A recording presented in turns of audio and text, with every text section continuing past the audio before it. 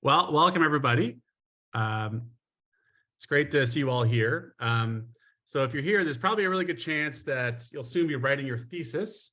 And so Patrick and I are relatively recent PhD grads. And so we hope that this workshop today will be of help to you.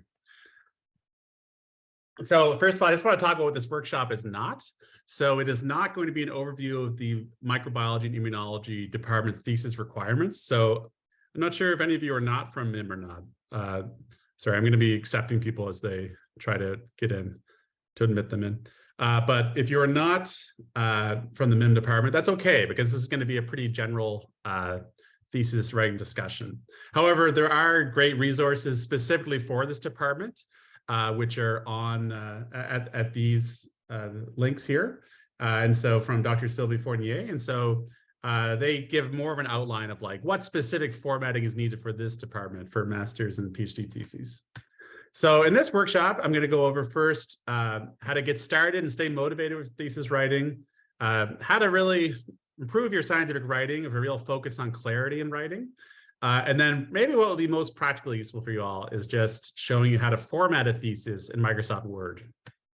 And then we're going to close off with some sage advice from our resident elder postdoc, Patrick, and have a discussion of thesis writing, and maybe come together and have some perhaps some writing groups, like some accountability groups, depending on how people decide to come together here. So thesis writing is known as an overwhelming time for a lot of graduate students. So it's starting the process can seem really overwhelming. And so I think it's useful to realize that this is, first of all, a really common issue. A lot of grad students dread thesis writing. And so it's not only an intellectual challenge, but also a psychological challenge, which is kind of the theme of the first part of this presentation. So in terms of first getting started, one of the things you can do is take a look at the theses that are right behind Patrick if you're in the MIM department. So this could be a great way to get an idea of the format, the chapter lengths, like in some cases, if it's a very similar field to your own, maybe the scope of how they introduce the topics and what the discussions look like. So this is a great idea, but it's important to stay grounded, because if you're first starting out, you really haven't put pen to paper yet at all, it can seem like it's unimaginable to be able to, or it might seem unimaginable to come up with so many words all put together. So stay grounded and realize that that's probably how the other students felt too when they were first getting going. And also I would suggest that you talk to your committee as well about their specific expectations. So for instance, for my committee, they were really relaxed about how long the discussion chapter, the final chapter, had to be. So one person even said like, oh, 5 pages would be plenty. But I think depending on your committee, they might have different expectations. So it's something to discuss. Really practical, another practical piece of advice is whenever you're working with an overwhelming task, it's a great idea to try to formulate it into small modular tasks. So for instance, if you're working on your introduction, rather than just saying, I'm going to work on my introduction today, you could even just say, like, I'm going to introduce this concept specifically. That's my goal for this writing session. This is what I'm going to do. Or if you're doing a very specific summary of a specific analysis or specific method section, it's sometimes that can help you clarify what exactly your point of attack should be when you have a lot of different tasks to do, and help you feel less overwhelmed. So the caveat to that, I would say, is that you should make sure that you're not procrastinating from doing more important work by focusing on tasks that maybe are less pertinent. And so this is related to the concept of eating the frog that some people use in this space of time management. So this is based on, it was popularized through this book and based on the Mark Twain quote that you should eat a live frog first thing in the morning and nothing worse will happen to you the rest of the day. And so the philosophy of this book is that you should always try to figure out what that thing is that you're avoiding doing, and make sure you do that first, and you'll be the most productive in the day. I'm not sure if I take it that far, but I think you can try to remember that there often is a frog in most projects you're working on, but especially with writing projects, it may be something you're like avoiding doing that actually would, if you actually did address it, might make you feel less overwhelmed and help you really dig into the writing. So try to keep that in mind. And don't use focusing on small tasks as a way to procrastinate from more important tasks. In terms of getting started, it's important to realize that this is a really common issue. Lots of professional writers complain about having trouble staying focused in writing. And so you're certainly not alone if you're a grad student having that problem. And one reason for that is humans are constantly trying to distract themselves. We're always, looking for ways to kind of like relieve anxiety, especially if you're feeling overwhelmed. So I guess just try to be aware of this. And one thing you do is try to remove distractions. So this is something that's really highlighted in the Scientist's Guide to Writing, so the book I'll bring up in a few minutes again. And so one of the main philosophies of this book is really to storm the beach when you're trying to do thesis writing. And the idea there is to just like, don't worry about making the perfect draft, just try to get words to paper and then edit afterwards. So just try to like, it doesn't mean basically don't overthink it, get the words down, and then you can focus on cleaning it up afterwards. So this is actually a really common piece of advice. So I actually just came across, some of you might know the popular philosopher Slavoj Žižek. He has an explicit strategy to try to trick himself. I'm getting other people coming in now. He has I think Patrick, I think you should be able to admit them too. Maybe I'll let you do it. He has an explicit strategy where he tries to trick himself to do this. So he tells himself that, okay, in this stage of writing, it's not really writing. I'm just outlining ideas. I'm at the idea stage. So here's a sentence that is an idea. Here's another idea. And so it's just kind of like a jumble of ideas, and then in a logical fashion. And then the next stage is to edit those ideas. And then so he feels like, okay, now I'm just editing. I'm editing. I haven't really started writing. And so he feels like he's never actually done the writing. He's just done the idea putting down stage and the editing stage. And for some reason, having that like framing the task from that perspective at least helps him kind of not feel overwhelmed and like really be more productive, which I think is interesting. And I think a lot of people can relate to. I certainly can relate to that. And so this is really related to flow state, which is kind of like the ideal state of productivity and focus, which people often refer to as the zone, but actually has been studied quite a lot in the psychological literature. And so really it refers to when one's full attention is totally engrossed in a certain activity, so that other sources of information, other anxieties are ignored. And so in this literature, the flow state is really defined by these factors.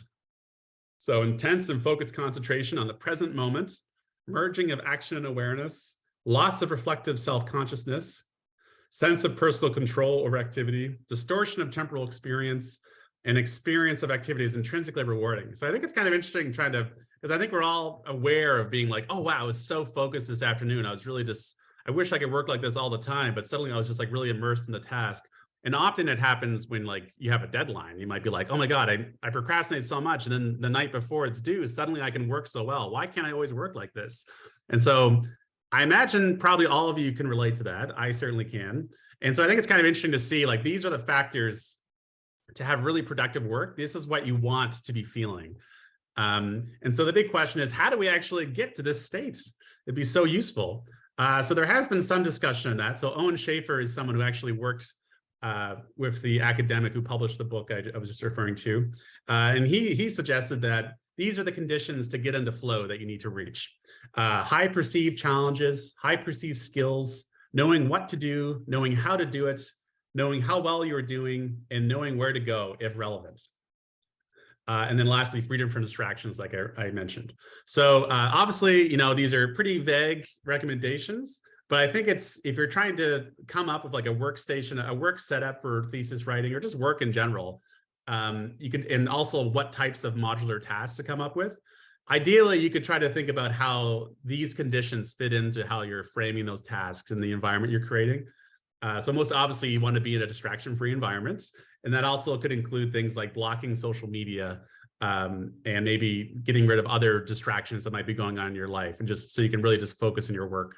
And you can also choose times of days and other factors related to your schedule that are amenable to these conditions. So it's obviously if there's no silver bullet, there's no, if it was easy to do, everyone would do it. But I think it's maybe, hopefully it'll be helpful to try to keep these conditions in mind. So another major challenge of thesis writing is really staying motivated. And so in terms of practical advice here, I think one clear thing is just having realistic daily goals. So it's important to set goals that you can actually attain and so feel good about. So you don't want to set up your schedule to have unrealistic expectations, so you just feel miserable and then you lose your motivation. Schedule rewards for yourself for specific milestones, specifically based on results, and make sure you don't cheat. Join an accountability and/or writing group. So this could be an opportunity today, actually, depending on who's here, who's also working their thesis, and probably mainly in MIM.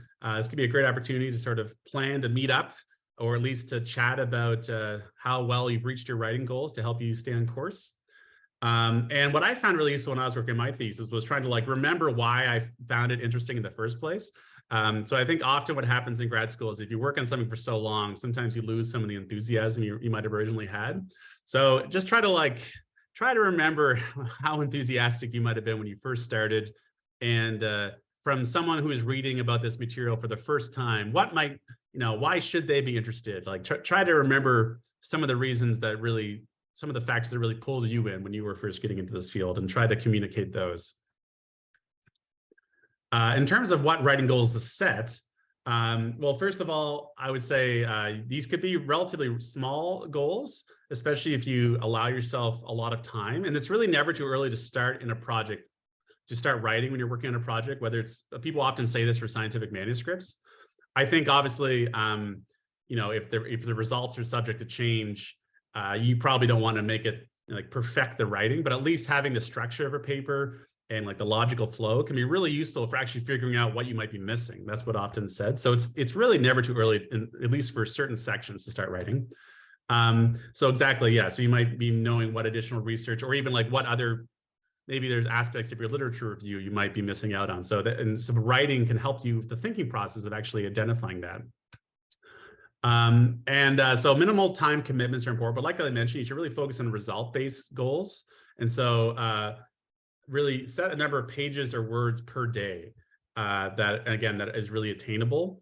And then if you're feeling overwhelmed, just trust the math. So if you're setting even just like 3 pages a day, just figure out like how many days would I have to do this to really get to my, a reasonable length of what is expected for a thesis in this department. Although I should say that, as we'll get into, conciseness is also extremely valued. So it's not all about just having a ton of pages in your thesis, but obviously you need to get the content down on paper. In terms of, I've talked about being overwhelmed a lot, and that's what's holding people back. In terms of the actual like psychological barrier that's going on, a lot of the time, especially for grad students, it's about this issue of them being perfectionists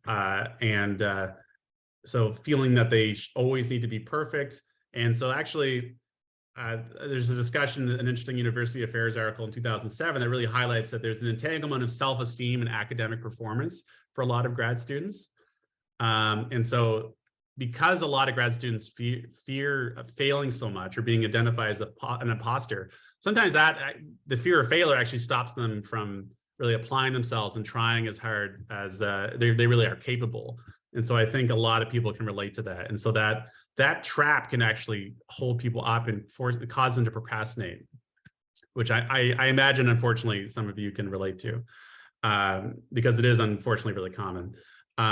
So, I think all I can say is be aware that this is common, and that you're, you've gotten this far in grad school. I mean, you're not an imposter. You're an expert in your field. So try to feel confident about you really are the expert that can write this thesis. So don't let that hold you back. In terms of time management, what you can do is make intentional decisions to take breaks. So you don't want to get in a situation where you're basically saying like, okay, I'm just going to work all day. And even if I'm just staring at the screen doing nothing, that counts as writing time. So you spend like 16 hours staring at your screen. Schedule some intentional breaks in there. So like, I'm going to go hang out with my friends, go get dinner, and then I'm going to come back and work hard for a couple hours. So it's all about really like taking control of your productivity. Yeah, so that's what I wanted to go over in terms of time management and motivation. In terms of writing guides, there's two great guides I'd recommend. So this is a really short guide that you should be able to find if you give it a Google. And this is a book that a lot of people, including myself, have found really useful. Stephen Hurd's an academic at University of New Brunswick, an ecologist who's got a lot of great suggestions, like I already mentioned. And if you're interested in writing in general, I decided to mention, be remiss not to mention Strunk and White's The Elements of Style. The Politics in the English Language is a really fun essay from George Orwell, which I'd recommend, just on writing more generally. So this is not scientific writing specifically. And The Sense of Style is kind of an update on Strunk and White as well. And so if you're really into this topic, I'd recommend looking into those three works. So I'm just kind of, I mean, as I alluded to, there's a bunch of different books on this general topic of writing, but more and less, especially in science writing, the recommendations come down to clarity and brevity. So especially this is highlighted in the Scientist's Guide to Writing. So basically, the argument that is made here and elsewhere is that when you're thinking about structuring any writing project, really, but especially a scientific report, think about every level of it, whether it be really at the level of word or sentences, topic sentences in a paragraph, or whether how the paragraphs go together, how the sections go together, and then the overall thesis, how it's organized. You really want to think about making sure that it's as clear and as concise as possible. There's really no need to worry about like trying to impress people with like the length of your work. Like people at this stage of your scientific careers,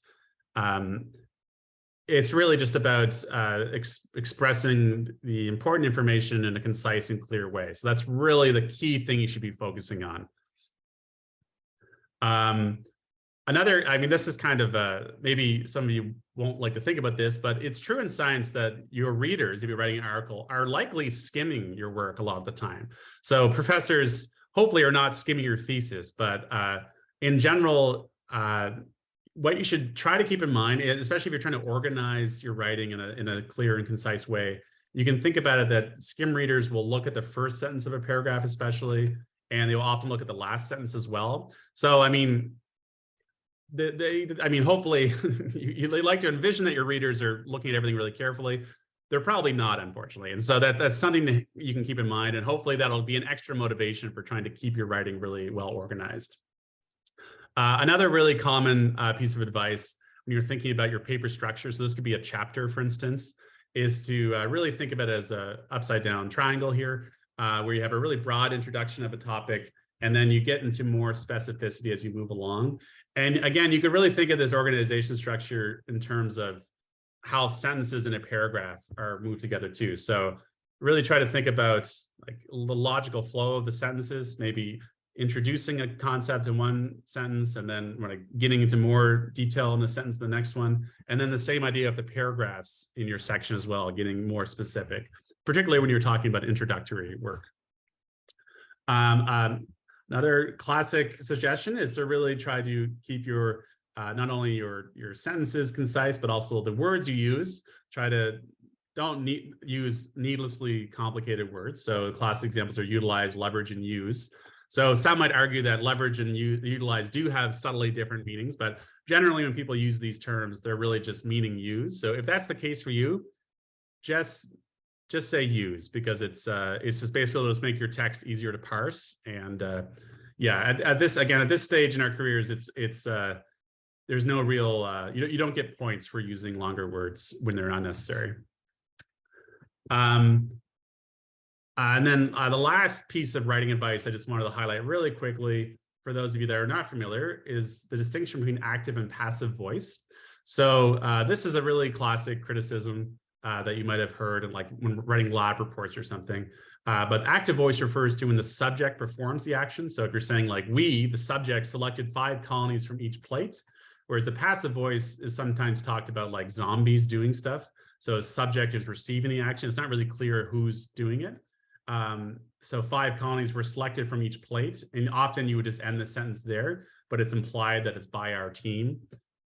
So to write this full sentence out with by our team included, it would be obviously much longer, and generally it's less clear and a little harder to parse. So by default, it's generally recommended that you use active voice. So this means you have to start getting comfortable using the first person, really saying I or we, which is appropriate. Yeah, so really try to keep that in mind. However, it's important to remember too that there's definitely a place for passive voice. So I've actually heard people argue that passive voice should never be used in a manuscript or a thesis, but that's absolutely not true. For instance, the methods section are usually written in passive voice, and that's certainly, in my opinion, that's totally fine and actually is recommended in most cases.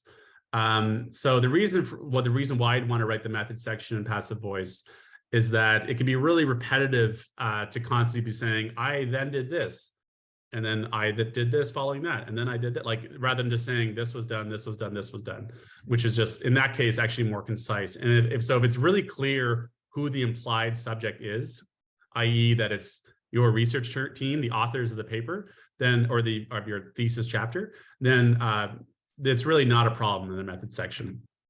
The exception would be that if you're talking about things where like you're building on methods or results from a prior paper, and then it wasn't clear who did a given experiment or where samples came from or who actually gathered samples, for instance, whether it was your co-authors, yourself, or other people. It's really important in those cases to distinguish the possible subjects and then really, so really just think about it in these contexts, really using active voice in cases where there's any chance of ambiguity in the methods. And then, as I mentioned, then it more generally is default to active voice. But in the methods, the passive voice is more commonly used.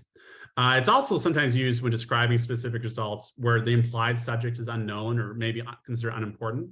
So like this is an example from this writing guide I found. So people often say stuff like this, they were significantly reduced, these cells in a certain treatment of mice.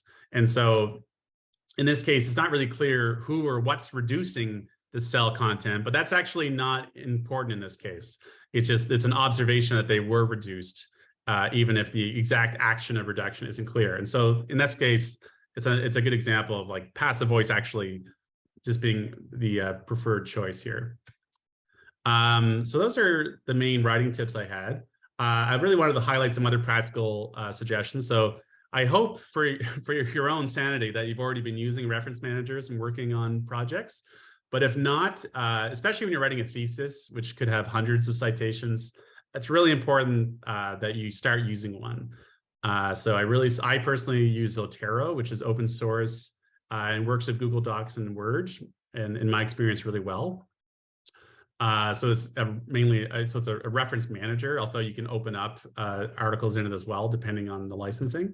And Mendeley, previously Mendeley Desktop was really popular. It's actually being phased out now. So there's something called Mendeley Reference Manager. And so this is closed source. And I actually haven't been able to get Mendeley Reference Manager to work with Word. So I transitioned to Zotero. So if you do have Mendeley Desktop installed and you're using it right now, make sure you don't uninstall it because you might have to scramble to change reference managers in the middle of working on something. It's also really important. I highly suggest you use a note-taking software like OneNote or EndNote for keeping literature notes organized. So this can be really helpful if you're working on discussion introductions and you're really trying to figure, like, you don't just want to have pieces of paper spread all over the place or Word documents with rough notes all over the place. Really try to keep a logical organization of related notes on literature. But now I'm going to switch gears a little bit and get into something extremely practical, which I hope will save you time, which is how to really do some basic formatting of a thesis in Word. So my goal here is to show you how to use some basically like efficiently use Word so that you can get automated table of contents, automated sort of page numbers and table of contents, use figure captions. And so things like if you're like moving around figures in the document, that the figure captions will change appropriately. So that can save you a lot of time. So I just open up this little test document here and just gonna really go through some examples quickly. So, often your thesis, so I should note first, so this is a Microsoft Word on a Mac, this version. So hopefully these overall steps will work the same for you.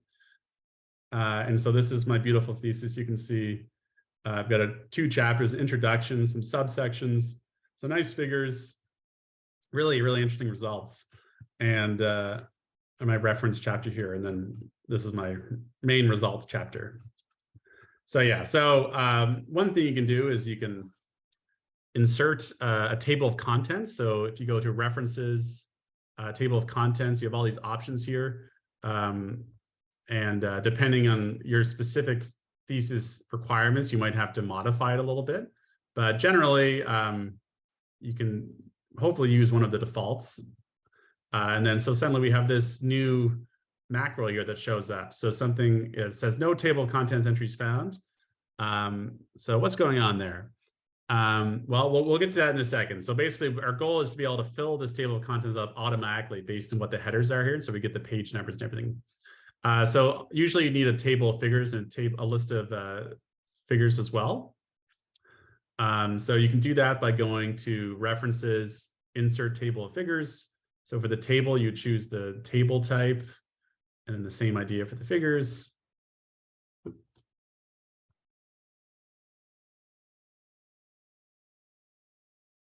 And yeah, and then so we'll get back to these in a second to show how they're autofilled.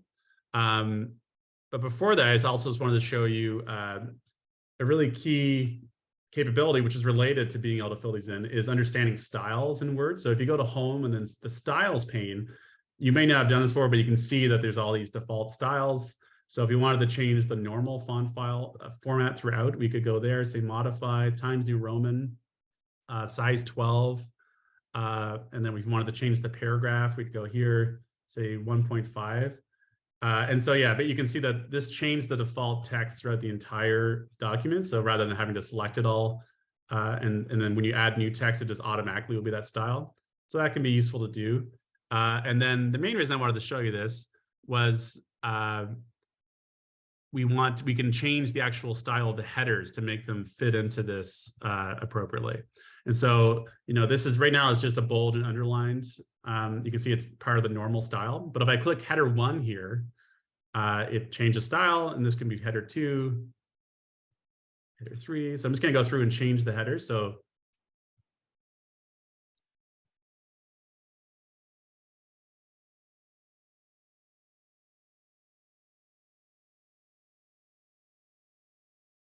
bear with me a second.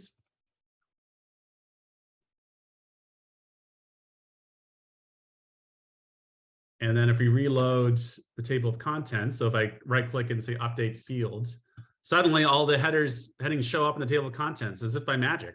So this can actually save you a lot of time. You can see the right page numbers are here. So you definitely don't want to be filling this out by hand. So make sure you're using the headers capability. So often what you need if you're working in a thesis is numbered headings. So the way you can do that is you can change the heading format. So you can go to heading, modify style, and then go to numbering, outline numbered, and then choose whatever is appropriate for your manuscript format, but normally something like this. And now you can see that the headings are numbered like this. So like a subheading, I don't know why this is bold, but a subheading is 1.1 and so on. And the same thing for chapter 2. So hopefully that's all clear. And if we update this again, you can see that that's happened as well. And let's say we wanted to move, oh, that's a wrong heading. Let's say we wanted to move this heading down below for some reason. Well, that's a bad example. Let's say we wanted to move this heading below the second one here. You can see it's been changed to 1.1.2 automatically, and it would be reflected here as well. Okay, so hopefully that's clear. I don't want to take up too much time with these examples. But I just also, one really useful thing is for figure captions. So if I wanted to turn this into a caption, I would go to, what would I do? I'd say insert caption, references, or figure, and you could make sure that the include chapter hunter is selected, chapter number, and that will automatically make it chapter 1.1 for first figure. And you could change the size and whatnot by changing the caption style over here. So we can see that this is our beautiful caption. But normally you just want the first part. So let's say we had this caption here, we reload the list of figures. Suddenly the whole figure legend is there. That's actually not what we want. A really rough fix, but actually what works well is something I spent a lot of time troubleshooting to my own thesis. And that is if you can start, if you appreciate the hidden characters in Word. So if you go to home and then click show hide, you can see all these represent like new lines. These are like hitting return or enter. And so one thing you can do, if you just wanted this to be the figure title and then everything else to be the legend, you could hit show hide here, make a new line, and then make this new line character, this return character, make it hidden. So you can go to format, font, hidden. And then if we get rid of this, suddenly it doesn't show up unless we're showing all characters. So, but the beautiful thing is, if we reload this, the rest of the description is gone. So it's a nice way of keeping your whole legend with your caption in the same format, but without it all showing up in your list of figures table. So hopefully that'll save you some time. It's the same idea in terms of like, the idea here is that you can move this around in the text, like below other figures, and then automatically is the figure number should change. So the one thing is you have to make sure you update the field. So either right click it, or the other really key thing to do is you can say select all. So you could go to edit and then select all, and then hit F9, and what that'll do is that'll reload the field on anything in the document. So that's really important to do after you've been moving stuff around. Make sure that everything is the correct number by doing so, and then it'll reload it for the whole document. So make sure you're doing that. So again, that's F9 after selecting everything on a Mac at least. And then so in addition to adding the captions here, you can also add in references to figures in the text. So you do that by going to, let's see here, I have it written down. And go to insert and then cross-reference. And then you would say a figure and only label a number. And then you can get a call to a figure in the text. So this will take you directly to the figure if you clicked on it. And the really nice thing about this, again, is often what happens when you're drafting something is you change the order of figures. So if you change the order of this figure and the label changes, when you reload this field, this label will change too. So you don't have to worry about there being typos just because you've moved stuff around. So that's a really helpful thing to keep in mind. And so normally you might have to put parentheses around this, for instance. But yeah, so hopefully that'll save you some time. So it's exactly the same process for tables. So rather you just go to references, insert caption, and then rather than figure, you go to table. It's the same idea. You could just put that above a table. Another thing that people get confused about are page breaks and section breaks. So I'm going to quickly show hidden characters again. And so page breaks are really useful if you have things like a table of contents, a list of tables that might need to be on separate pages. What you can do is you can go to insert and then hit page break. And that means even if the table of contents gets really big, whatever's on the next page will always start right at the top of the page. It won't be pushed down. So if you're editing stuff, you don't have to worry about that.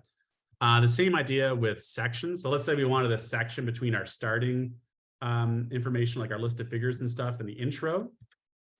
We do that by going to layout, breaks, and then next page. And this will create so it's very similar to a page break, but it's a section.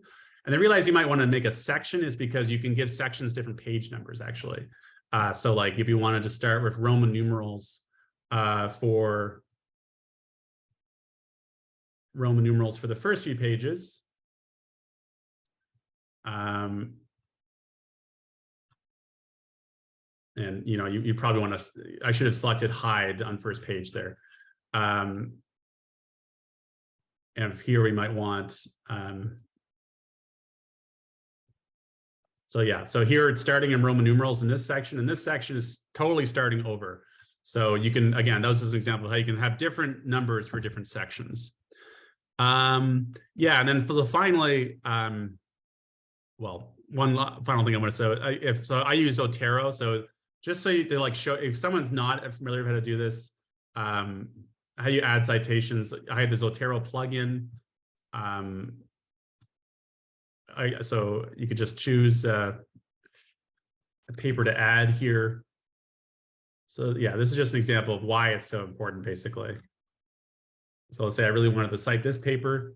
The reference call in the text is added like that. If I wanted to add it to my actual reference section, with Zotero at least, you go add bibliography, and then suddenly the actual reference is listed there. So I can't emphasize enough of how important that is. You don't want to be typing out references yourself, especially for a document like this. And yeah, finally, the last thing I wanted to mention was that for large theses, it can be really time consuming, and sometimes Word can crash a lot if you have a huge document. So one way around that is to have what's called a master document. So for my own thesis, it looked like this.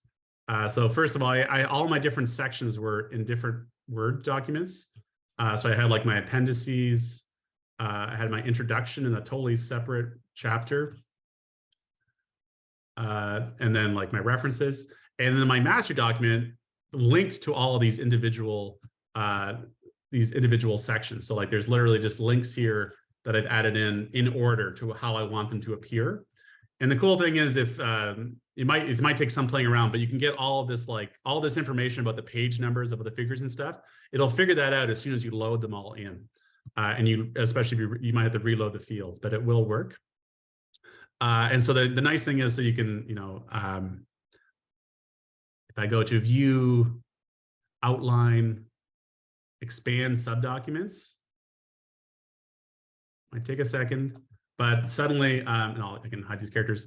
The entire thesis is now in one document. So this is what I did when I had to save it to a PDF, but otherwise I worked them independently. And that way everything, because otherwise sometimes it can be really slow, especially when we're using it for a while. And also it crashes. So a reminder to make sure you're saving and backing up your files.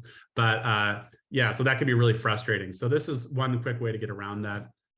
So yeah, I won't belabor that point, but I strongly recommend looking into that process if you're running into problems with not being able to hold it all open on your computer.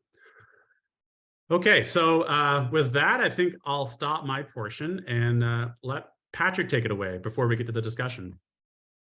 Can you see the slides? Yep. First point I already went there. So we didn't talk to each other and say we're going to say the exact same thing twice just to really nail it down. It really just literally is. It is what it is. It's this is how I wrote my thesis. This is how Gavin wrote his, and it just happens to work really, really well. So I'll repeat pretty much the same things as far as dividing the thesis into sections. One thing, yes, it is that keeping it in separate documents is a very important point, especially when you start inserting figures and you have nowadays with supplementary files, you have to include 40 pages of figures. It might crash because Word tends to suck. So just having everything in separate files really makes it sure that you're not Word's not gonna have a seizure and suddenly like mess up everything. At worst case scenario, you would lose one section and one piece of your work. And then to really, help you with this, with the writing, more than just, separating into like chapter 1, chapter 2, chapter 3. One of the ways I tell my students in the class to try to work on writing a thesis or writing anything, you don't really go from A to Z in the entire thing. It's a lot easier to just fill in the blank when you're working on something. So if you start with just an outline of this is chapter 1, I want to hit these sections, you can start using the headings, and that's point number 4. Using the built-in functions is really important. But you can start making your outlines using these headers. And then whenever you set your goals, you can just start filling in one paragraph. Well, writing a paragraph is really not a ton of work. And so you're not going to just like write everything in one shot. You're going to focus on that one quarter page, you do that quarter page, and then you're done. And then that can just be very, very modular. So like, I cannot stress enough how like very, very fine-grained the modules have to be, and then it just suddenly makes a 300-page thesis appear out of nowhere. You don't even realize what you're doing because you've just been working on filling in the blank. You have an outline with you want to talk about this, you start with a topic sentence, you write your last one, and you can go back, fill the middle. It's really becomes a lot of very small manageable goals. Which is point number 2, is you want to set some goals, right?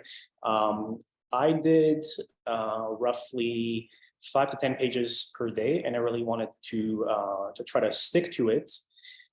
In terms of them being manageable, it really depends on where you're at. I happened to write mine during COVID, so it was great of doing 24 hours at home with absolutely nothing. But if 10 is a lot, especially if there's other stuff going on at the same time, don't set something that's too high, and really stick to it. And that way it's going to also then reward you whenever you achieve these goals, because Word tends to suck, and at some point you might just not actually get your goal, but then the next time you get it, it's going to really make the thesis more fun rather than being something daunting or daring, because Word really just tends to in general, it sucks. We've all at this point probably written a drafted manuscript and then had different versions and then them crapping out. Once you shove all 5 chapters in one, it tends to make it even worse, and then everything really does not like to move. But on the positive sides, yes, using the built-in functions is an absolute godsend. For the headers, the titles, changing everything.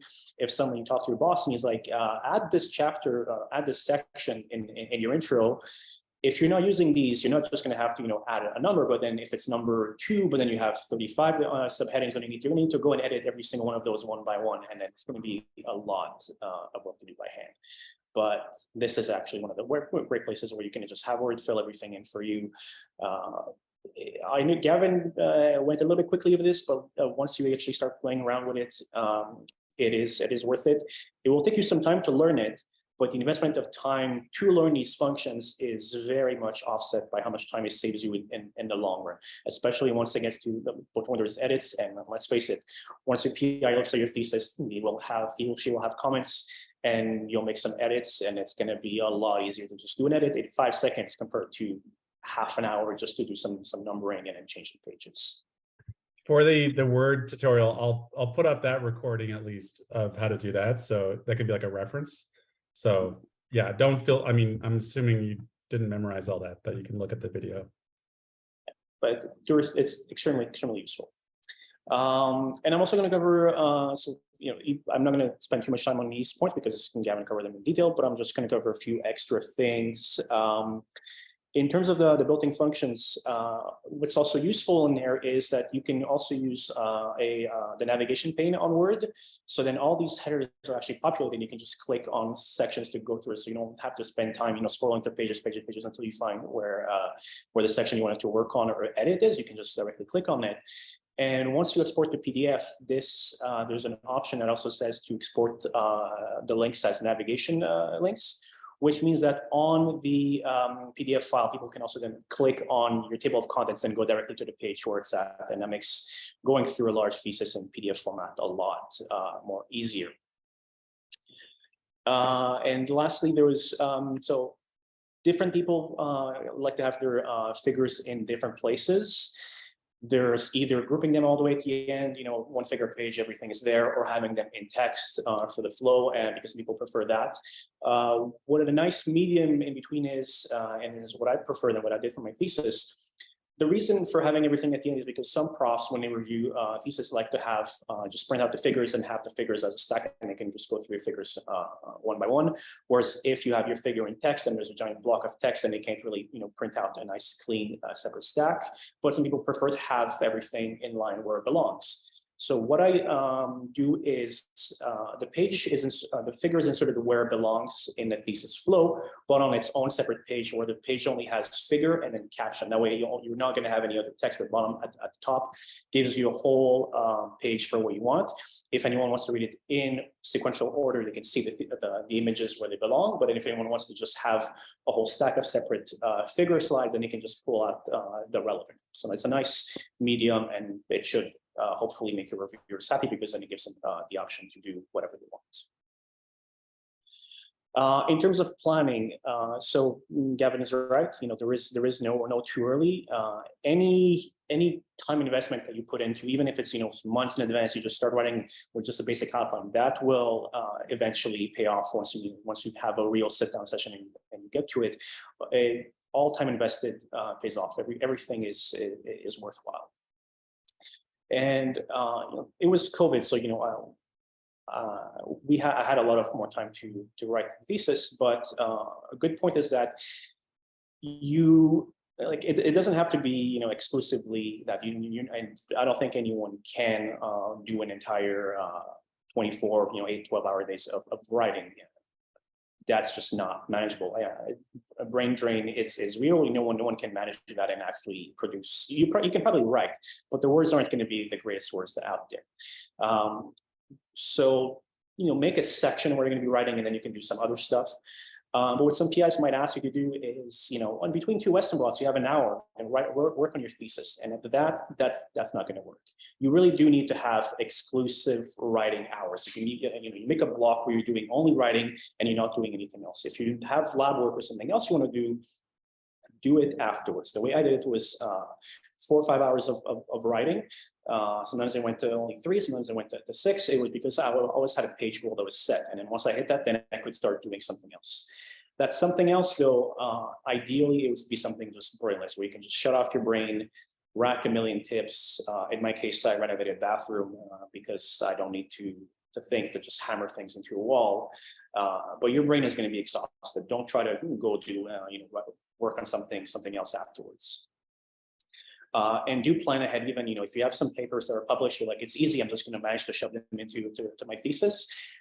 It still takes a while to change them from formatting, and there are some places where you will need to ask permissions from editors. Some places you might need permissions from co-authors. There's a lot of documentation. So even if your chapter is fully written out and ready, it's been published, that's great. Don't think it's going to take you just a half hour to put that into your thesis. It's still a significant amount of work to make it the thesis format. So in at least in microbiology, there are a lot of rules in regards to manuscript-based thesis. And like I said, it does take a while because you have to reach out to some publishers. Some of them answer you in a half hour. Some of them have an automated system where if you're the author, you can just click and you get the link and it's your copyright, but others will take a bit of time. Follow the rules that Dr. Fournier has in the guidelines. And just one thing that people don't always realize is that the chapters don't always have to be accepted or published to be included in there. So like if you're if you're done with your topic, so you think you can start writing, but you're waiting for final reviewers to give you a review on a manuscript, or it hasn't gone through, the reviewer said no. That doesn't really matter as far as your thesis is concerned. As long as you have a manuscript that's been written out, that can be a chapter in the thesis, and that's more than enough. So don't push everything off just until you get the final acceptance, because it can take a while and it's not necessarily required.